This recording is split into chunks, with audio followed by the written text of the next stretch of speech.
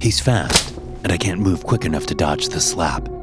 My head jerks sideways as my father's hand collides with the left side of my face. But this time, I keep to my feet. He releases a long, wordless wail as he brings his hand back, as if to hit me again. His brown eyes are brimming with tears above his bushy black beard. "Damn it, boy," he says, voice raw with emotion. "Damn it, I told you. I told you." I stand defiant next to the boarded-up window. I managed to get one nail out before my father snuck up behind me. I thought he was asleep. I was wrong. "You gonna hit me again? I shout. Come on!" He jerks forward, grabbing the base of my neck with his large, calloused hands. I think he's going to throttle me at first, but he yanks me toward his chest, pulling me into a too tight hug. "What can I do to make you understand?" He whimpers. "Tell me what I can do." Over his shoulder, I see my sister appear in the hall outside the den, drawn by the resounding slap. She runs up in her sock feet, short, brunette hair bouncing as she rushes into the room. "What happened?" she asks. Dad doesn't answer. He just shifts and pulls Amy in with one arm, hugging us both tight. "I know this is hard," he says to us. "Hardest thing ever, really. But I need you two to understand that you can't leave. You can't. It's not safe out there." It's the same story we've been told for the last 2 years, and it's getting old. I push away, slipping my head out of his arm. "I wasn't going to leave," I say. "I just wanted to look. I just wanted to see the trees and the sun for a change." Dad shakes his head, letting go of Amy. "That's how it starts," he says. "First, you'll only want to look. Then you'll want to venture into the yard. Then you'll want to head into the woods. Best to just not start. I'm sorry, but that's the way it is." "It's been 2 years, Daddy," Amy says. "Can't we just look out? Just for a few minutes? I mean, you get to go outside. Why can't we?" Dad shakes his head again, wiping tears away. "I know you're both at an age where staying cooped up in here seems like the worst thing possible. I remember being 17, but I can't imagine how hard this is on you both.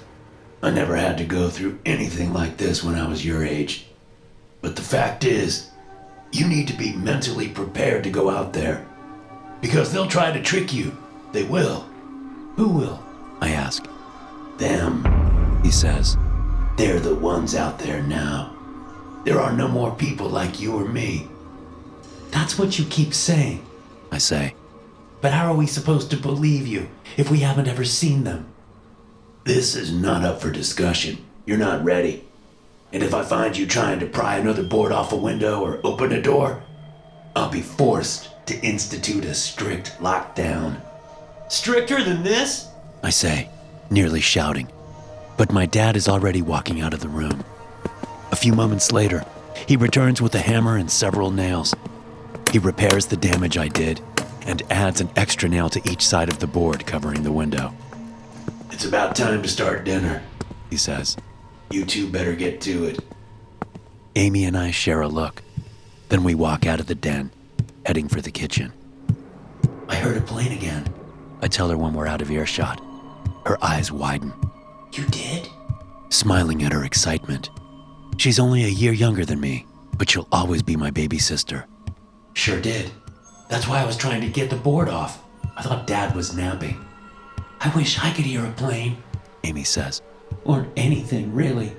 I thought I heard an engine too the other day." I tell her. "But it might have been thunder. It was so distant, I couldn't tell." We fall silent as we reach the kitchen. Dad spent a couple of hours outside today, harvesting vegetables from the garden and slaughtering a chicken for our next few meals. What I wouldn't give to go outside with him, even for just a few minutes. But no, he says I'm not ready, thinks I'm still just a kid. We start preparing dinner, working in silence. Dad comes through the kitchen with the hammer and heads down to his room on the first floor. When dinner is almost ready, I head downstairs to tell Dad. As I approach his room, I pass the back door, which is locked from the inside with a metal chain around 2 metal hasps, one fixed to the door and the other to the wall. Dad keeps the padlock key around his neck. The other door to the cabin is so boarded up that it would take me hours to get it open. As always, I check to see if the lock is securely fastened. It is. I notice Dad's door is closed, which is only the case when he's drinking, something that's been happening more and more recently.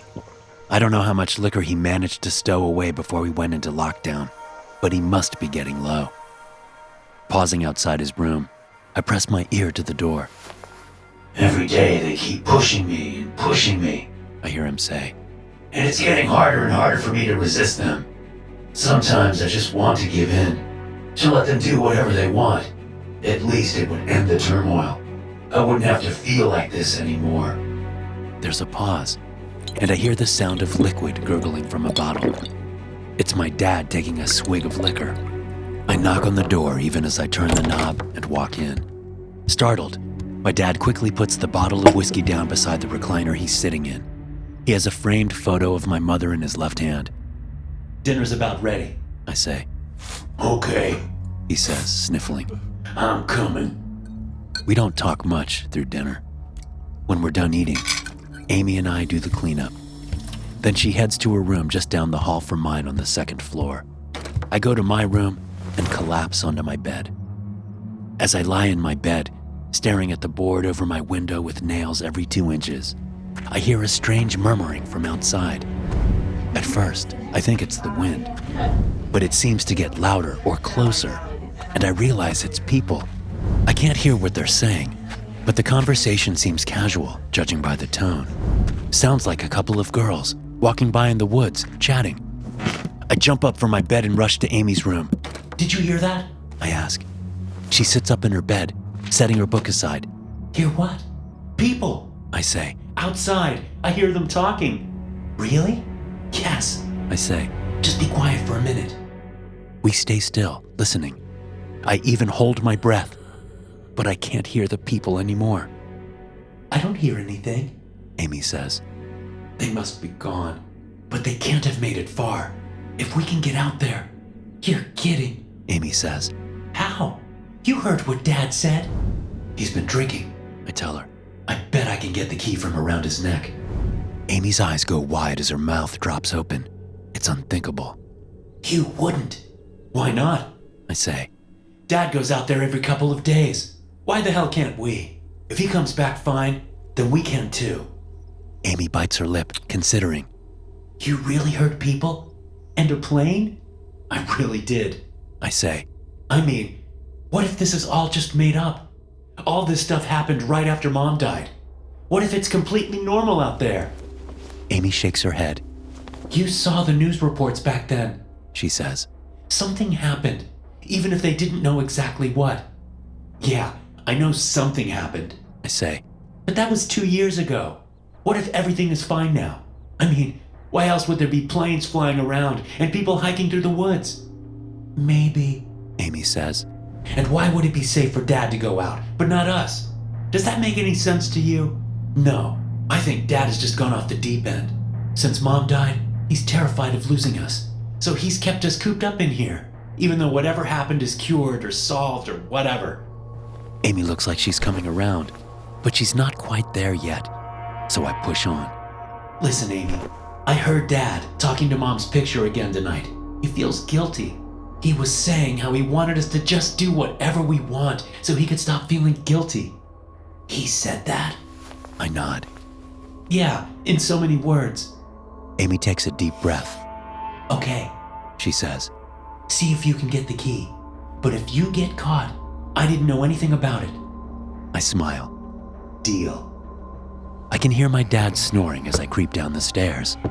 His door is open, as it usually is, because he likes to be able to hear if we start messing with the chain on the back door. As I get to his door, I look inside. He's passed out in the recliner next to his bed, my mom's picture in his lap, and I can see the padlock key on the leather strap around his neck. Moving closer, I stop and wait. Dad? I whisper. Nothing. He's out. Using just the tips of my fingers, I twist the necklace so I can see the metal clasp. I unhook the clasp and then pull the necklace off. My dad doesn't make a move. I head back over to the stairwell to find Amy there, her shoes on and my shoes in her hand. She gives them to me, and I put them on as quickly as I can. I'm shaking with excitement. She also has a flashlight. I probably would have forgotten about a flashlight in my excitement. Moving as slowly and as gently as possible, I undo the padlock and remove the chain, setting it down next to the doorway. Then I unlock the 2 deadbolts and the knob. Amy and I look at each other in the dimly lit hallway. We smile. The smell of pine trees and fresh earth overwhelms me as I open the door. Amy and I slip out into the darkness. I shut the door gently behind us. Amy clicks the flashlight on and shines it around. Our yard is fenced in, and there are several raised garden beds within the chain link fencing. The chicken coop is on the other side of the cabin. We can hear the chickens clucking every so often. She turns the beam outward, shining at the pine trees around the property. There's nothing much to see, just trees. But it's still the thrill of a lifetime for me, being outside after so long. The sound of a young woman's laughter splits the air from off in the woods. "Did you hear that?" I ask Amy. She nods, smiling. When I look back out into the woods, I notice the glow of a fire illuminating the trees just over the low ridge. Suddenly, I can smell the fire on the wind. "Let's go check it out," I say, heading toward the gate without waiting for an answer. Amy follows, lighting the way. As we approach the crest, we slow down, looking over. Sure enough, there are 3 teenage girls sitting around a campfire, joking and laughing. Amy and I look at each other with wide eyes. As we're about to discuss our next move, one of the girls calls out to us. "Hey, don't be scared. Come join us." She's a very pretty girl. In fact, all of them are. I can't believe my luck. "Okay," I say. I start forward, and Amy follows a few steps behind. All 3 faces are turned toward us, smiling and easygoing. "I'm Jenny," the one who already spoke says. "Do you guys live in that cabin down there?" "Yeah," I say. "I'm Brandon, and this is Amy." "Nice to meet you, Jared," Amy says. I turn to look at her. Jared? I think. What is she talking about? "No!" A scream cuts the air from behind us. My dad! Amy and I flinch, turning around at the same time to see Dad running toward us through the woods, his shotgun in hand. "Get away! Get back!" "What?" I say, turning back around to face the teenagers.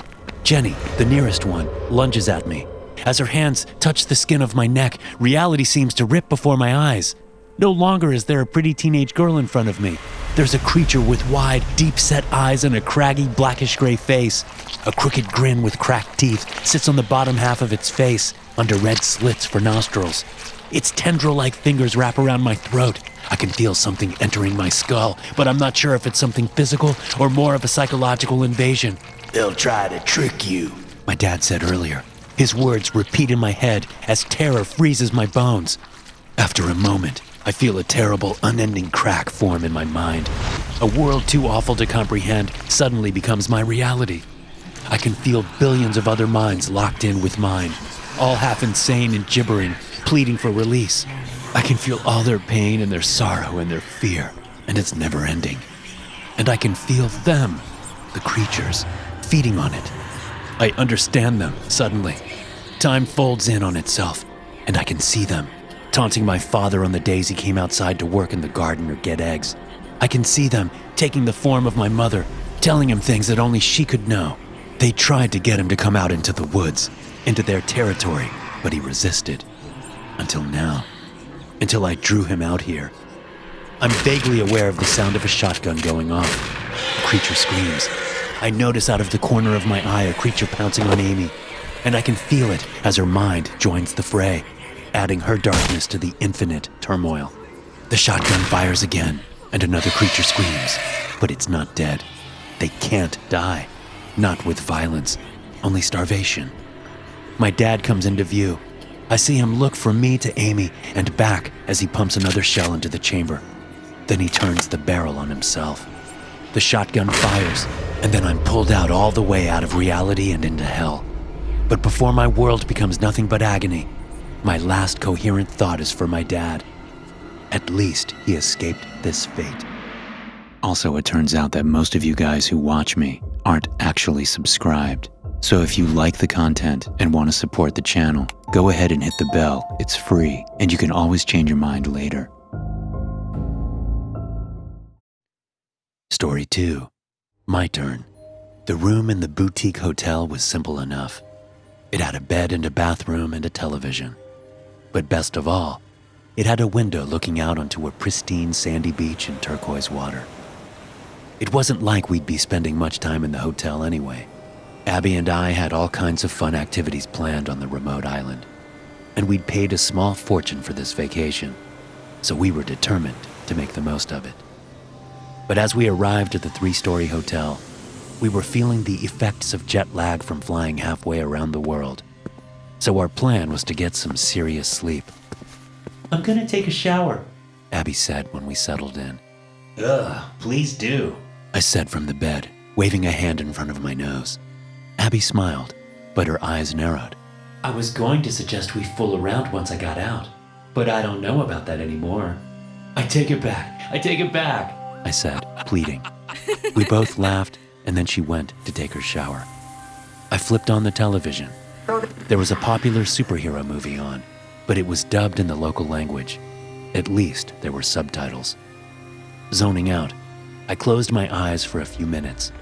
But when the building started shaking, I jumped up from the bed, looking around in confusion. The television shorted out, along with the lights. I ran into the bathroom as the shaking continued. Abby was shouting, and the water suddenly shut off. Grabbing a towel, I ripped open the shower curtain and helped her out. Then we both crouched in the bathroom doorway. We had the shades open on a beautiful sunny afternoon, but something had happened to the sunlight. The room was totally dark. After about a minute, the shaking stopped and things settled. Still, we stayed in the doorway. Abby's blonde hair was still dripping as she clutched the ends of the towel to her chest. Earthquake? She asked. Must have been, I said. The room was still dark. I couldn't see anything. Stay here. I went over to the window, seeing nothing but darkness. Like a black blanket had been thrown over the window's exterior. I reached around on the nightstand for my phone. When I lit it up, it showed I had no service. What the hell is happening? I whispered.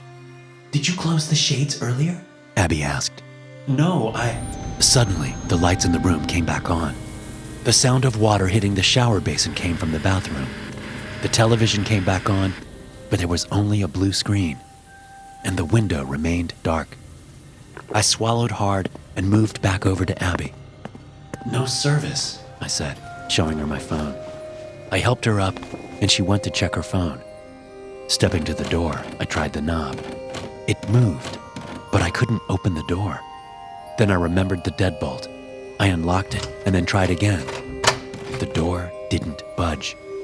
So I leaned forward and peered out through the peephole. The hallway looked normal. There was no one out there. The door across from us was closed. Then, from the left, someone came into view, distorted by the fisheye lens. No, it was 2 people. A sliver of dread stabbed through me as the people, a man and a woman, walked right up to our door. As the man looked up, I jumped away from the peephole, producing a frightened grunt. What's wrong? Abby asked from further in the room. It's us, I said, not really believing the words myself. What? I shook my head, trying to come back to my senses. I stepped back to the peephole. The hall was empty again. What did you see? Abby said, coming up next to me, grabbing my hand. I saw us in the hallway, walking up to the door, just like when we got here. Abby shook her head, brows furrowed.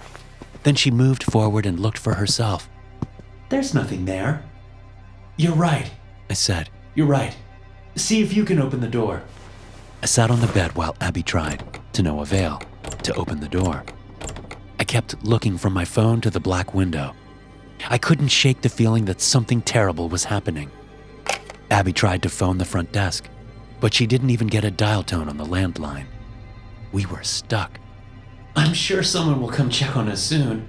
We can't be the only ones in the hotel, Abby said. We tried our best to pretend like everything was okay. We even tried to sleep, but it was no use. Our phones still kept time, so we watched as the hours dropped away.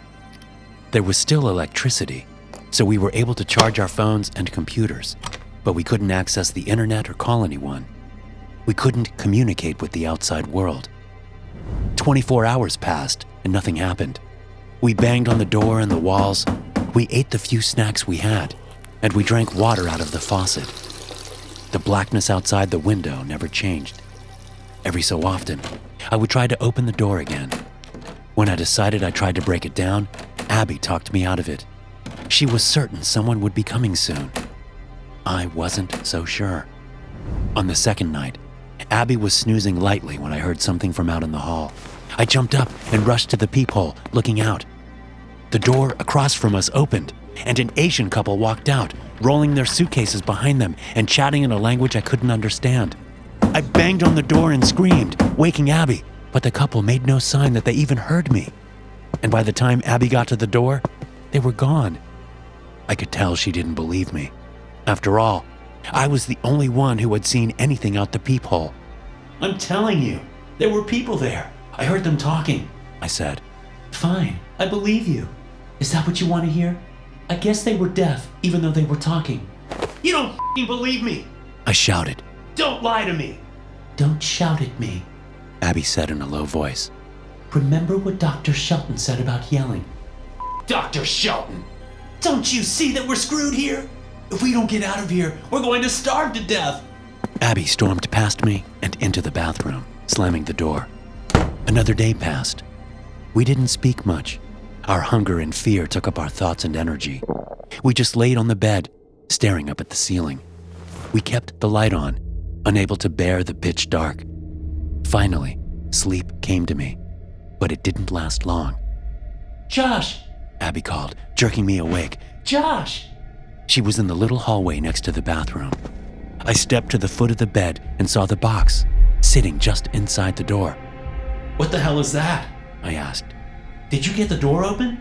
No, Abby said, almost crying. It still won't open. The box was just sitting here when I came to use the bathroom. I skirted the box, careful not to touch it. It looked like cardboard, but not quite. The texture was wrong, like it was slicker than cardboard, slightly shinier. After looking out the peephole and seeing nothing but the empty hallway, I tried the door. It still wouldn't open. Come on! I screamed, banging on the door. After a minute of this, I'd worn myself out. Are you done? Abby asked. You really think that's going to help anything? I ignored her and turned my attention to the box. It was closed, the two long flaps pressed together on top, but there was no tape holding them in place. And when I touched the top of the box, the two flaps opened. Working carefully, I opened the box and looked inside. I think it's food, I said. Abby, who'd been standing back with a blank look on her face, seemed to snap out of her daze. Really? Inside the box were small rectangular bars. They were the same color as the cardboard, but they had a different texture. I could smell them. They smelled like those all-natural granola bars you get for $5 a piece at health food stores. My stomach rumbled. I reached in and grabbed one, lifting and taking a bite out of it while Abby yelled for me to stop. Are you kidding me? She said. You're just going to eat it, just like that? It was the best thing I'd ever tasted. I closed my eyes and made a small moan as I chewed. What do you want me to do? Send it off to the lab to have it tested? I said, but my heart wasn't in the fight. I scarfed the rest of the bar down and had to stop myself from eating another one. It's not like there wasn't plenty in the box. There was. Probably 48 or more of the things. But I wanted to wait to see if there were any ill effects before eating more. Abby made it about an hour, asking me how I felt every 5 minutes before she ate one. With some food in my stomach, I finally fell asleep for a little while. 2 more days passed. Even though we now had food to eat, it gave us little solace. The stress, combined with the close quarters, meant Abby and I were yelling at each other for what seemed like once every 2 hours. Finally, in the middle of another fight, I stormed to the bathroom and slammed the door, locking it. Abby came to the door and started tapping on it, egging me on. She wanted to keep fighting. So I turned on the shower and sat under the warm water, not even bothering to take off my clothes. I sat there for a long time. At some point, I turned off the water and took off my wet clothes. After drying off and hanging my clothes, I unlocked the door and headed out of the bathroom to find the hotel room door open. I froze, looking out the open door and into the hallway. Abby? No answer. Holding the towel around my waist with one hand, I moved into the room. It was empty. Abby was gone. I ran into the hallway, looking frantically left and right. Abby! The hallway lights were on, and I could see a window at the end of the hall to my right. It was pitch black on the other side of the glass, just like the window in our room. Running to the left, I rounded the corner toward the stairs and the elevator. No sign of Abby. I hit the elevator button, but nothing happened. It didn't light up, so I tried the door to the stairwell. It wouldn't budge. I ran back the other way, passing the room and stopping when I got to the window. What the fuck? I screamed, punching the window. A sharp pain shot through my hand, and I knew I'd broken something. The window remained unmarred. Clenching my teeth and gripping my right hand below the wrist with my left, I stumbled back to the room, tears streaming down my face. And as I came to the door, I noticed something on it. There was a small device fastened over the peephole, almost like a little version of those doorbell cameras people have. I couldn't remember if it was there when we came to the room, but as I looked around, I saw that every door had one. I went across the hall and banged on the door. There was no answer. I did the same with 3 other doors. Nothing. I turned back and went into my room, leaving the door open about halfway. I stepped behind it and looked through the peephole, and I saw the hallway as it would have been if the door had been closed. But it wasn't closed all the way. I should have seen the door jam and only half the hallway, but I didn't. Whatever the device was on the other side of the door, it was playing a recording of the hallway. As I was contemplating this, the sound of movement came from inside the room. Abby? I said, hair standing up on my neck. I crept past the bathroom and into the room. I could see the back of Abby's head just beyond the bed, as if she were sitting on the floor with her back against the bed. I rushed over toward her. Abby, baby, The words jammed in my throat as I saw my girlfriend. Her parts were all mixed up. Her mouth was on her forehead, her tongue hanging limply out. One of her eyes was on her left cheek. The other one was where her mouth should have been. Her nose had been turned, her nostrils pointing to the left instead of down. Her left leg had been swapped with her left arm. She looked up at me with confused eyes, then tried to get up. She managed to get to her right leg, but when she tried to walk, she stumbled into the window. I moved back, watching as her left leg twitched and worked where it came out of her t-shirt at her left shoulder. She kept trying to get up, her eyes rolled in desperation. My mouth wanted to work, but there was nothing to say. I was sure I'd gone insane. Back in the real world, my blubbering body was a vegetable. Maybe I'd been in an accident, severe head injury. As I backed toward the hall, I passed the television, which suddenly switched on. This time, there was an actual program on, instead of a blue screen. It was a news program, in English. There was an aerial view of a pristine beach and turquoise water, but the tranquility of the scene was in stark contrast to the mess of rebar and plumbing and wiring that stuck out of the ground where a building had once stood. The building I was in now, the hotel. Still no explanation for the mysterious disappearance of an entire hotel on this remote Pacific island. It has been 5 days since the structure simply vanished, leaving experts to scramble for explanations that don't involve extraterrestrials. The family members of those staying and working in the hotel say that... The words were drowned out by the blood rushing in my ears. Abby stumbled toward me, reaching out with her right hand as she balanced on her right leg. She grabbed my left hand and jammed it up to her throat. It took me a moment to realize she was asking me to kill her. I shook my head and yanked my hand away as panic closed in. Backing toward the door, my only thought was to run. But I couldn't go anywhere. There was no escape. And as I backed up to the doorway, I felt the strong, cold grip of hands with too many fingers around my arms and legs. Something slimy clamped around my face, keeping me from shouting out or seeing the culprits. I fought as they dragged me down the hallway, but it was no use. The observation portion of the experiment was over. Now, they were going to take me apart and put me back together. It was my turn. Story 3. Here Comes the Night. The line of cars ahead of me curves around and down toward the parking garage's exit, 2 floors below. I'm on the 3rd floor of the 5-story garage. It's the end of another long day. When I first started working here, I tried to duck out of the office early so I wouldn't have to wait 10 or 15 minutes just to get out of the poorly designed garage. But I quickly realized that it didn't matter what time I left. I would always get stuck, waiting as the line slowly dwindled down. Of course, if I wanted to stick around in the office until 7 or 8, I could get out of the garage in a matter of minutes, but that wasn't an option. So here I sit, once again. The skyscrapers outside are painted with the last rays of dull orange sunshine as the night expands into its fullness. The car ahead of me inches forward. I follow suit, moving no more than 2 feet. Cars, trucks, and SUVs choke the narrow aisle. Some poor suckers are sitting in their cars, still in their parking spots. They won't be able to get out for a long time. Not unless some good Samaritan stops and lets them back up. But it won't be me. Not today. There's some kind of commotion ahead, where the line of cars curves to the left, down the ramp to the 2nd level. I hear the faint squeal of tires over the podcast I have playing in my vehicle, followed by the muted crash of a fender bender. "Oh, great," I say. "Just what we need." Then there's another, louder crash, and more tires squealing on the concrete. A young man in an off-the-rack suit comes running around the corner, huffing from sprinting up the ramp. His eyes are wide, and he's looking at the people in the cars he passes, yelling something. I roll down my window as he approaches. Run!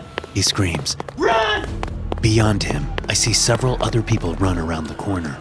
There are men and women, all dressed in business casual. One woman with glasses and a tangerine dress trips just as she's rounding the concrete pillar that blocks my view of the ramp. She lands with her upper body visible to me. And just as she's getting to her hands and knees, she's yanked backwards so fast her glasses fly off. Bright lights flare from the car in front of me as the guy puts his sedan in reverse. Before I can react, he hits the gas and slams into the front of my Nissan Rogue. I look in my rearview mirror and see that the car behind me is right on my tail. I'm not going anywhere. Not in my vehicle, anyway. I put it in park, panic expanding in my chest like a terrible balloon. No more people are running up from the lower level, but I can hear screaming from down there. I grab my phone out of the cradle, open the door, and jump out. And I sprint back along the line of cars, heading toward the stairwell. If I can get to the ground, I can get help. But just as I reach the stairwell, which is next to the 2 elevators, I nearly crash into a balding guy who works in my office. He's coming up out of the stairwell. Todd! I say, looking into his eyes. I can't look for long. There's something about them. Something haunting. And as I glance down, I see blood on his black shoes and brown pants. Fresh blood. Don't go that way. He says. Why? What's happening? I was down there, Jamie. I saw something. What? What the hell is going on? Can't we get out that way? Todd shakes his head. It's on lockdown. The metal gates came down. The pedestrian doors are locked. There's no way out down there. I run over to the nearest side of the parking garage and look down at the sidewalk below. As I'm watching, I see a man jump out from the floor below, screaming. He lands hard on his feet and curls into a roll. He comes up and sprints into the street without so much as a glance either way. The driver of a city bus hits her brakes, but it's too late. The man is lost from view as he's slammed to the ground and pulled under the bus. Eyes wide in disbelief, the bus driver looks around frantically. Her eyes land on the parking garage. She sees something there on the floor below me, and she screams. I can hear it even though her window is closed. She jams on the gas and the bus streaks away. Meanwhile, other traffic is stopped on the one-way road. People step out of their cars, cell phones to their ears as they call the police. Then something large and dark soars past overhead. I look up only to see a brief glimpse of what looks like a large shadow disappearing around a building. The sound of metal distorting and glass breaking draws my attention back into the garage. People are now screaming as they ditch their cars, heading past me up the ramp between the 3rd and 4th floors. I look back at the little alcove with the stairwell and elevators. It's jammed with people, pushing and shoving, trying to escape. A car comes flying into view like something out of the movies, tumbling through the air. It smashes into the alcove. I turn away on instinct before I see the carnage. and run up the ramp to the 4th level. As I run, I call 911. I'm greeted with a recording telling me that all call takers are busy. Once again, I make it to the side of the structure and look over the concrete railing. Only this time, I'm looking down from the 4th level. Half of the cars on the street below look to have been abandoned, their doors left open, drivers nowhere in sight. As I watch, several cars try to work their way through the abandoned vehicles. They crash into each other at low speeds, reversing and hitting the gas again as they frantically try to leave. What the hell is happening? There's a whoosh sound from above me. I look up but see nothing, just the last of the fading twilight and the darkening sky. Meanwhile, they're still screaming and crashing from below. I decide to run up to the top floor of the parking structure to try and see what's going on. Huffing, I reach the 5th level, which is open to the sky. Buildings of various sizes crowd the view. There's a group of people huddling in one corner, looking fearfully up at the sky. I glance up, trying to see what they're seeing. There's nothing, just a sky going from dark blue to black. But then I see something. It doesn't look like much more than a dark shadow, detaching itself from the side of a building, some 200 feet above. At first, I think it's a black tarp, the way it floats. But then it changes shape, like a bird narrowing its wings to dive bomb its prey. It streaks toward the group of people at the corner, its inky blackness morphing as it goes. The people see it coming. Some of them scream, others shout, others pray to God. The smart ones scatter, diving under nearby cars or simply sprinting in any random direction. My eyes are locked on the thing, my mind grappling, searching for some explanation, and coming up short. The shadow swoops down onto the remaining people. Tentacles made of the darkest night shoot down, grabbing a half dozen of them and yanking them off the ground. Then the shadow is airborne again, turning on giant wings that aren't really wings at all. The thing streaks toward me, the 6 screaming and pleading people hanging beneath it. Without thinking, I reach up and grab a woman by the leg, trying to save her, to rip her away from the thing.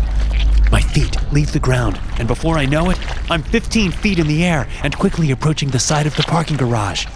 But my eyes are still locked on the thing. I watch as the tentacles pull the people up into the pool of midnight that is the creature's body. As they're pulled up, the tops of their heads touch the underside. Little tendrils of night creep down, shooting into their eyes, turning them pure white. The people stop screaming as they're pulled further in, their mouths lost to the black void. Realizing the same fate awaits me, I finally wrench my eyes away and look down past my feet. The cars below are the size of Hot Wheels. The parking garage is several hundred feet under and behind me. But I see that we're approaching a skyscraper. My hands are sweaty around the woman's ankle. My shoulders scream from holding my weight. The people are now up to their waists in the creature. Just a few more moments and I'll be sucked in too. I look toward the skyscraper. Yes, the creature's going to fly over it. My hands are slippery. Just another couple of moments. Just as I'm about to let go, the creature changes direction, skimming over the corner of the skyscraper. I have no choice.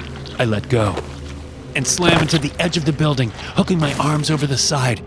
My feet scramble for purchase on the vertical exterior. With a loud grunt, I pull myself over and collapse onto the flat roof. On my back, I look up at the sky, breathing hard, processing what just happened. I can see a couple of bright stars coming out despite the city's light pollution. From far down below, I hear a symphony of sirens.